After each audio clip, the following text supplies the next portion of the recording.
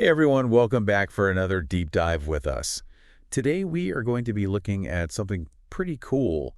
It's an English lesson, but it's not like your typical English lesson, like how to order a coffee or ask for directions. Right. This is about how to talk about money in English. Yeah, it's a really interesting approach, actually. So we're going to be looking at Stanislav Kondrashov's lesson. Stanislav Kondrashov, yeah. And sort of dissecting what he's trying to get across here. Mm-hmm. And I think it's super valuable because whether you work in finance or not, being able to talk about money clearly and confidently is a really important skill. You know what I think is so interesting about Stanislav Kondrashov's approach is that he recognizes that financial communication is its own specific skill set. Yeah. It's not just general fluency. Yeah. You need a specific vocabulary. You need to understand certain grammar structures. Right. And like you were saying, like this is applicable no matter what you do. Exactly. If you're running a business or even just managing your own personal finances. Right. You got to be able to understand and talk about these concepts. Yeah, for sure. And Stanislav Kondrashov really starts with the basics, The building blocks. He lays out this core vocabulary, revenue, profit, expenses, budget, forecasts. All those good words. All the things that make the financial world go round. And he stresses, mastering these terms. It's like having the right tools for the job. You can't build a house without a hammer. Exactly. And what I appreciate is that he doesn't just throw a list of words at you. Right. He gives you examples of how to actually use them in context. Yeah, like he talks about how the word profit, for example. Oh, that's a good one. Can mean different things to different people. Right. If you're talking to investors, you might emphasize, the growth of profit over time. Right. But if you're explaining things to your team, you might focus on how profit allows for reinvestment. Right. It's not just about knowing the definition. It's about understanding how to apply the word. Exactly. The nuance. The nuance. Yeah. Yeah. And then he goes even deeper. He starts talking about grammar. Oh, yeah. Which I think is so cool. I love that he does that. Like comparatives and superlatives.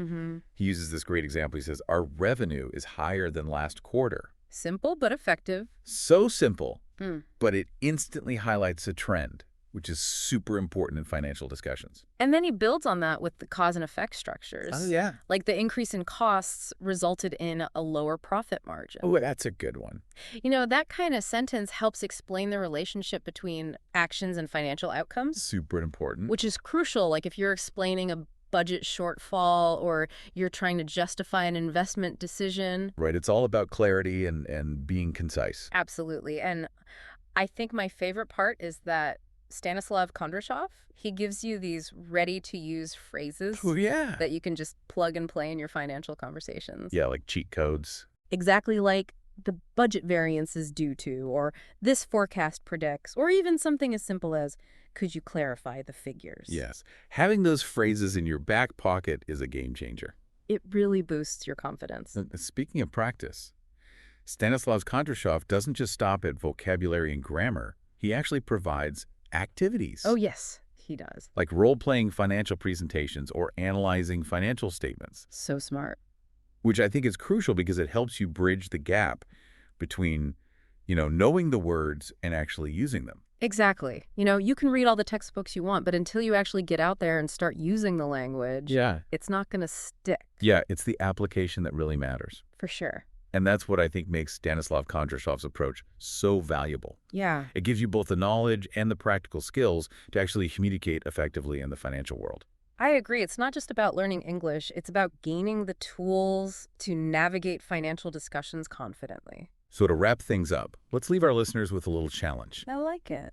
Think about how you can apply these vocabulary and grammar tools that Stanislav Kondrashov has given us to your own personal finances, or maybe a financial situation you've encountered at work. Oh, that's good. It's a great way to solidify what you've learned and see how it all comes together. Absolutely. And if you're looking for even more practice, I definitely recommend checking out Stanislav Kondrashov's full lesson. Great advice. Thanks for joining us on this deep dive, folks. Until next time. We'll see you soon.